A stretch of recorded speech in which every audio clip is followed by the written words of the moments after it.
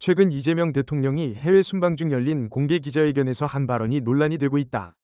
쿠팡 개인정보 유출 사건과 관련해 범인이 중국인이라는 보도가 나오는데 어떻게 대응할 것이냐는 질문에 근거 없고 불필요한 혐오 선동에 대해서 우리가 경각심을 가지고 엄히 제재해야 된다는 점은 명백하죠.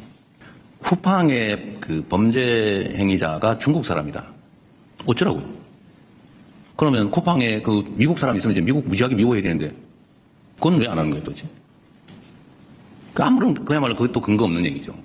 일부 언론과 정치권은 이를 두고 무책임한 태도라고 비판하며 발언 자체를 문제 삼고 있다. 대통령의 표현 방식이 적절했는지에 대한 평가보다는 더 중요한 것은 왜 개인정보 유출 문제가 반복되고 있음에도 논의의 초점이 특정 국가나 특정 기업에만 머무르고 있는지다. 2025년을 전후로 개인정보 유출은 특정 기업의 예외적 사고가 아니라 대기업 전반의 구조적 문제로 드러나고 있다. 통신 분야 SK텔레콤에 이어 KT 역시 고객정보 관리 체계에 대한 우려가 지속적으로 제기돼 왔다.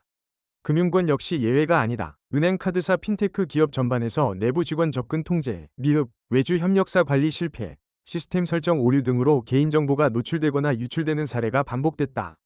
플랫폼 기업도 마찬가지다. 쿠팡의 대규모 개인정보 유출이 대표 사례로 부각됐지만 이는 유난히 큰 사고였을 뿐 구조적으로 보면 다른 대기업들과 다르지 않다. 문제의 핵심은 국적이 아니다. 해커가 어느 나라 사람인지 서버가 어느 국가에 있는지가 아니라 개인정보를 비용 절감과 성장의 부수물로 취급해온 기업 문화와 이를 제어하지 못한 제도에 있다. 현재 한국의 개인정보 보호 체계는 여전히 사후 대응 중심이다.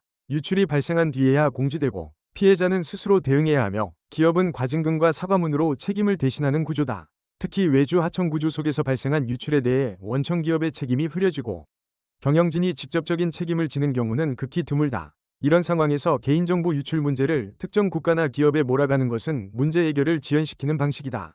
이번 논란은 대통령의 한마디 발언을 둘러싼 공방이 아니다. 오히려 우리가 물어야 할 질문은 반복적으로 개인정보를 유출한 기업에 대해 징벌적 손해배상을 도입할 것인가? 매출 대비 과징금 상한을 현실적으로 강화할 의지가 있는가? 개인정보 보호 실패를 경영진의 책임으로 명확히 물을 수 있는가? 외주 협력사를 방패로 삼는 구조를 법으로 차단할 수 있는가?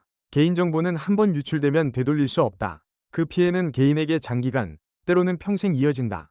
그럼에도 지금까지의 대응은 지나치게 관대했고 기업 중심적이었다. 지금 필요한 것은 누군가의 말실수를 붙잡고 비난하는 것이 아니라 개인정보 유출을 기업 존폐의 문제로 인식하게 만드는 법과 제도의 전면적 강화다.